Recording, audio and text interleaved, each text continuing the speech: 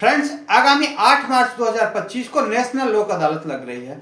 अगर आपका कोई लोन का मैटर चल रहा है, आपका कोई क्रेडिट कार्ड का मैटर चल रहा है, कोई चेक बाउंसिंग का केस चल रहा है या सिविल रिकवरी का मैटर चल रहा है, तो जल्द ही आपके पास बैंक से या फिर कोर्ट से लोक अदालत का नोटिस आने वाला है। अगर आ चुका है या फिर आने वाला है तो किस तरीके से आपको अपने मैटर को सेटल करना है, क्या क्या सावधानियां बरतनी है, बैंक वालों से किस तरीके से बात करना है ताकि आपका मैटर आसानी से कम पैसे में सॉर्ट आउट हो जाए। तो फ्रेंड्स, आज इसी बारे में बात करते हैं। मैं हूं एडवोकेट प्रदीप पांडे और आप देख रहे हैं आपका अपना यूट्यूब चैनल कानूनी बात। फ्रेंड, तो वीडियो को शुरू करते हैं। अगर आप हमारे चैनल पर पहली बार आए हैं तो आप हमारे चैनल को सब्सक्राइब कर लें ताकि आपको ऐसे ही इंफॉर्मेटिव वीडियो आपको मिलती रहे।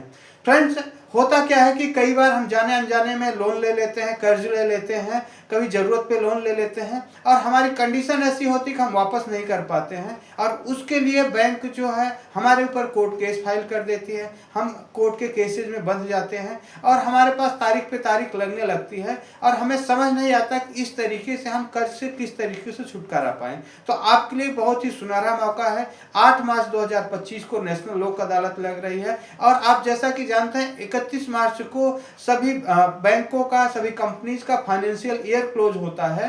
तो ज़्यादा से ज़्यादा बैंकें चाहेंगी कि 8 मार्च को लोक अदालत में केसेस सॉर्ट आउट हो जाएं और उनकी बैलेंस शीट में आपको ये अमाउंट जो है हट जाए ताकि ज़्यादा से ज़्यादा उनका प्रॉफिट हो सके।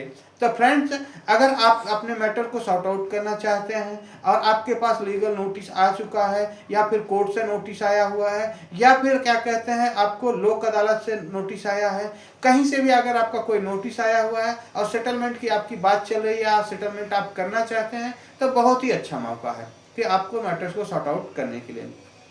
लेकिन फ्रेंड्स, एक ध्यान रखने वाली चीज़ है कि अगर आप अपने मैटर को लोक अदालत में सॉर्ट आउट कर रहे हैं तो किस तरीके से सॉर्ट आउट करना है, क्या उसमें सावधानियां बरतनी है। क्योंकि लोक अदालत में अगर आपने किसी भी एग्रीमेंट पे, किसी भी पेपर पे, डॉक्यूमेंट में साइन करके जमा कर दिया तो एक अंतिम होगा। आप अपनी बात से बाद में मुकर नहीं सकते, उसकी कोई अपील नहीं होती है। तो सबसे पहले ध्यान देने वाली बात है कि जब भी आप लोक अदालत में जाते हैं, बैंक के एम्प्लॉय या बैंक के वकील जो भी आपको डॉक्यूमेंट देते हैं, सबसे पहले आप उन डॉक्यूमेंट्स को पढ़ें, उसको समझें कि उसमें क्या लिखा हुआ है, क्या कंडीशन लिखी हुई है। बिना समझे, बिना उसको पढ़े आप किसी पेपर पे साइन न करें, अन्यथा आपके लिए बहुत मुश्किल हो जाएगा और भविष्य में आपको बहुत ज़्यादा परेशानी हो सकती है। आपने सोचा कि आपकी परेशानी कम होगी, लेकिन बिना पढ़े अगर आपने साइन कर दिया और तो उसमें आपको परेशानी बढ़ जाएगी। तो अगर आपका केस में कोई वकील साहब हैं तो आप उन डॉक्यूमेंट्स को वकील साहब को दिखाइए। अगर आपने कोई वकील साहब को नहीं किया हुआ है तो आप पहले उन खुद पेपर को पढ़िए। अगर आपको अंग्रेजी भाषा नहीं समझ आती है तो आप लोक अदालत में जज साहब से बोल सकते हैं कि मुझे अंग्रेजी नहीं समझ आती है, इसमें क्या लिखा है मुझे नहीं पता है, एक बार मुझे बता दिया जाए कि कितने अमाउंट पे सेटल हो रहा है, तब मैं जाके साइन करूंगा। क्योंकि होता क्या है कि बैंक वाले बोलते हैं ये तो ऐसा फॉर्मेट है, ये पहले से लिखी हुई चीज़ें हैं, सभी के लिए होती हैं, तो आप साइन कर दीजिए, बाकी मैं सब देख लूँगा। लेकिन कल को सिर्फ और सिर्फ आप ही उसको भुगतोगे, कोई और नहीं देखेगा। तो पहली सावधानी ये बरतनी है कि आपको बिना पढ़े कोई भी पेपर पे साइन नहीं करना है। इसके अलावा अगर आपसे कोई पेमेंट मांगा जाता है पहले कि आप पहले पेमेंट कर दीजिए, उसके बाद डॉक्यूमेंटेशन कर लेंगे, तो आपको ऐसा कुछ भी नहीं करना है।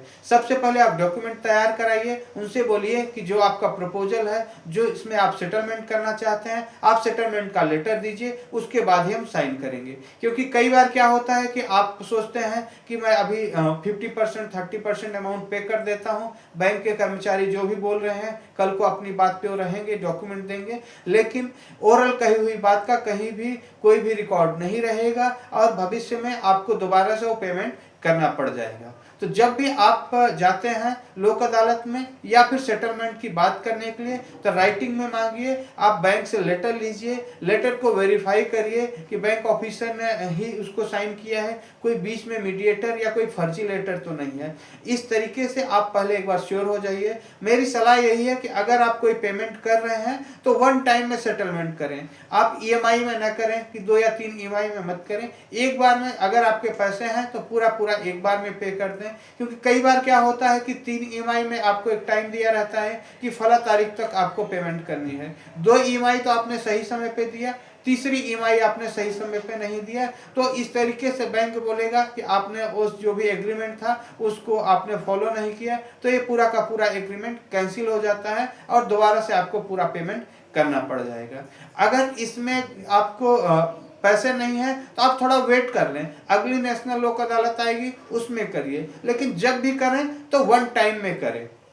अगर आपको कोई चीज़ समझ नहीं आ रही है तो आप अपने एडवोकेट साहब से बात कर लें। अगर आपका कोई वकील साहब नहीं है और आप हमसे टेलीफोनिक सलाह लेना चाहते हैं तो आप हमारे दिए गए व्हाट्सएप नंबर पे हमारी टीम से अपॉइंटमेंट बुक करके आप हमसे बात कर सकते हैं। पर्सनलाइज जो भी आपके सवाल है हमसे पूछ सकते हैं। हम उनका कोशिश करेंगे कि आसानी से किस तरीके से लोन का सेटलमेंट किया जा सकता है, आपको यहाँ पे पूरा गाइड किया जाएगा। और अगर आप दिल्ली एनसीआर में हैं तो आपको किसी भी कोर्ट में मैटर चल रहा है तो उसमें हम आपको लीगल हेल्प प्रोवाइड करेंगे। उम्मीद करता हूँ फ्रेंड्स आपको समझ आ गया होगा कि किस तरीके से लोन का क्रेडिट कार्ड का सेटलमेंट है, तो क्या क्या आपको सावधानियां बरतनी है।